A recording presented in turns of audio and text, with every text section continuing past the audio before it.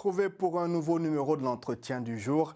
Notre invité aujourd'hui est consultant en sport pour le développement et président du réseau international de l'éducation par le sport francophone. Jean-Éric Sandé, bonjour. Bonjour, M. Théoignan. Avec vous, nous allons parler du sport et de la contribution du sport à l'éducation nationale. D'abord, pour commencer, parlez-nous de comment votre réseau, le réseau international de l'éducation par le sport francophone, a été créé. Comment l'idée est née? Alors, l'idée est née par des actions que nous organisions un peu sur tout le continent africain. Ça commençait par le basket, parce que je suis basketteur à la base. Et après, les autres disciplines ont voulu intégrer et on ne pouvait pas que faire du basket.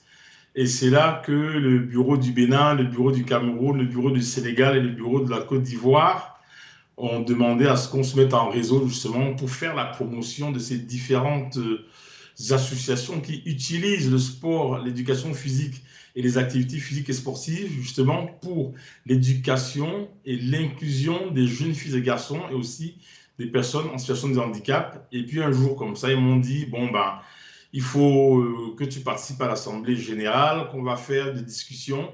Et c'est de là que j'ai été surpris d'avoir été élu à la tête de ce réseau, donc qui est aujourd'hui actif sur 23 pays francophones, plus la France, la Belgique et le Canada. 23 pays francophones du continent africain et qui regroupe à peu près une quarantaine de membres affiliés et une centaine d'associations qui sont dans le groupe où on échange justement sur ces questions d'éducation par rapport surtout aux objectifs du développement durable. Déjà à la base, vous avez dit qu'il y a plusieurs pays qui font partie de ce réseau. À la base, l'association en elle-même, quel a été l'objectif ou ce qui a poussé à sa création? On s'est rendu compte que déjà au niveau de la France, au début des années 2000, on avait du mal à enseigner l'EPS dans les banlieues en France, surtout ici, par exemple ici à Villeurbanne, où mes collègues professeurs d'EPS... Villeurbanne, on rappelle que c'est une banlieue de Lyon. Effectivement, effectivement. Et donc, on s'est rendu compte qu'on avait du mal à contenir nos élèves. Il y avait tellement de problèmes sociaux qui n'avaient rien à voir avec l'enseignement dans les collèges. Et avec d'autres collègues, justement, nous avons décidé de mettre en place des activités sportives, des activités culturelles en bas des immeubles des jeunes. Et le résultat était surprenant, c'est qu'au bout de 3-4 mois, nous nous sommes rendus compte que tout allait mieux pendant nos cours au niveau des établissements. Donc nous étions devenus plus les professeurs à fusiller, mais les grands frères crédibles sur les territoires.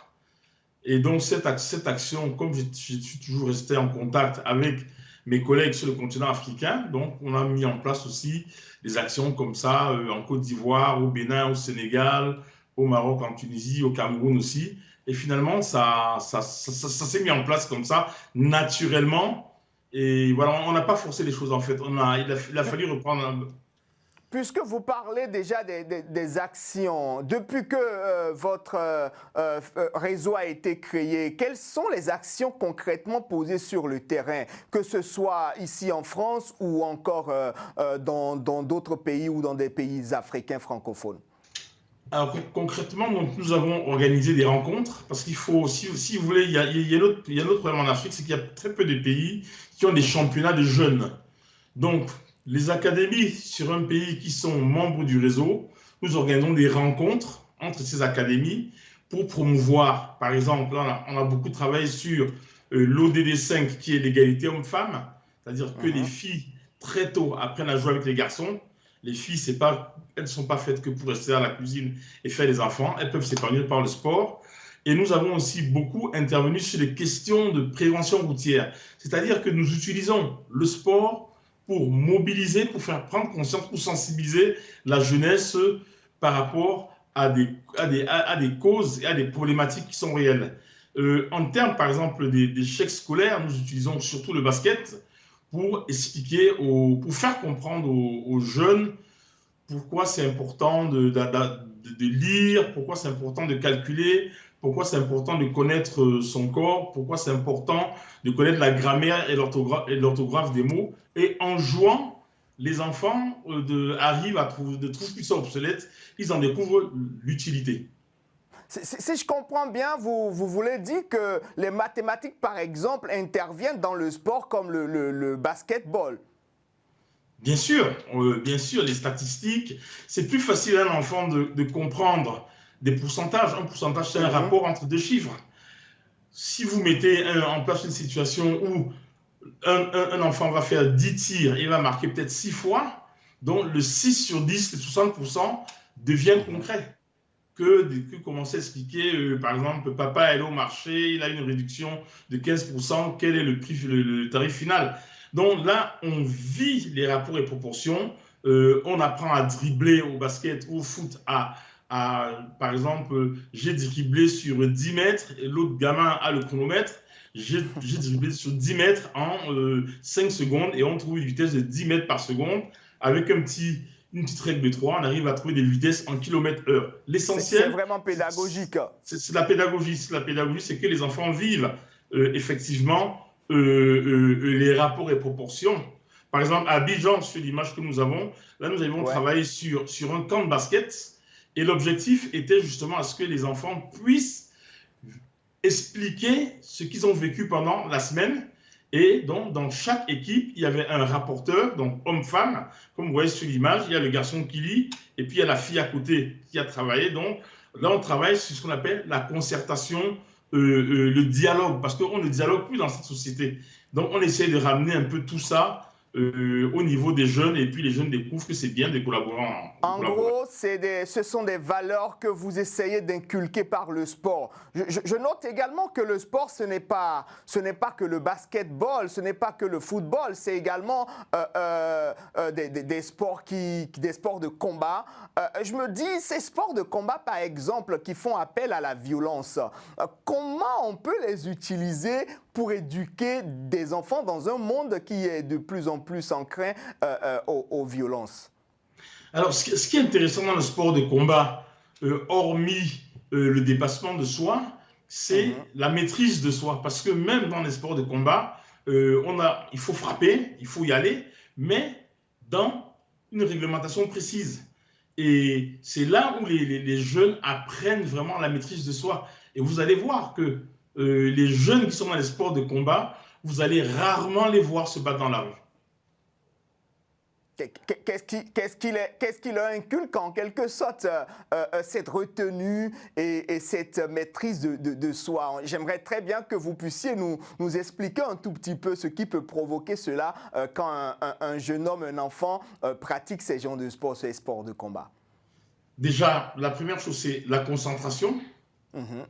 Il se concentre par rapport à ce qu'il va faire, il se renseigne sur les points qu'il doit attaquer, mais il tient compte de la ligne rouge. À un moment donné, on ne peut plus frapper parce qu'on n'est plus dans le cadre du jeu, dans le cadre du combat, et ça devient autre chose. Donc, le jeune, il reste vraiment limité dans ses règles, et ça développe en lui la capacité de prendre du recul par rapport à une situation qui amène vers la maîtrise de soi, l'estime de soi et plus tard la confiance en soi qui développe à très long terme l'autonomie chez les jeunes. Et c'est ce qu'on recherche aussi en général par le sport de combat. Et le respect de l'adversaire aussi. Bien sûr, le respect de l'adversaire, c'est imminent. C'est-à-dire à partir d'un certain moment, quand on voit que l'adversaire ne peut plus répondre, on l'aide, on arrête l'action, on aide et puis il y a toujours tout le côté protocolaire que vous retrouvez dans ces sports de combat. Au judo, on va trouver par exemple des salutations qui sont vraiment des signes de respect.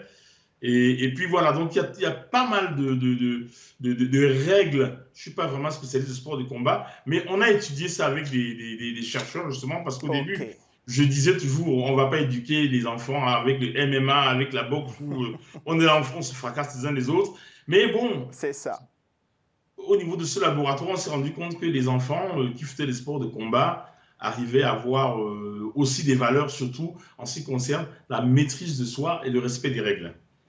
Et il nous reste très peu de minutes. Je constate qu'il y a quand même des disparités sur le terrain du sport quand on prend le monde entier. Il y a d'un côté des pays développés qui ont ce qu'il y a comme infrastructure, qui ont accès aux aires de jeu. En Afrique, c'est parfois difficile même pour un jeune homme de s'acheter un ballon de foot ou un ballon de basket. Cela vous interpelle-t-il? Bien sûr que ça nous interpelle, ça m'interpelle beaucoup. D'ailleurs, quand nous avions fait le programme à Porto Novo, au Bénin, Au Bénin. en juillet dernier, j'ai lancé un appel à tous les responsables politiques africains, à tous les pouvoirs publics, de mettre vraiment des politiques de jeunesse. Et dans ces politiques de jeunesse, c'est de construire des infrastructures, pas que pour la CAN, mais c'est de construire ce qu'on appelle des équipements sportifs de proximité, d'une part, et d'autre part, que les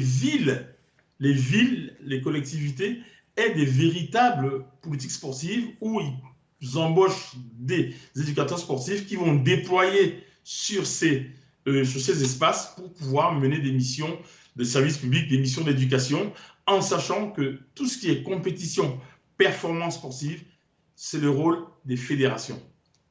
Bien entendu. Vous parlez tout à l'heure d'infrastructures pour les événements sportifs comme la CAN. La CAN Cameroun 2021, vous y étiez puisque vous êtes camerounais. Dites-moi, si nous ouvrons une fenêtre là-dessus, comment l'avez-vous vécu?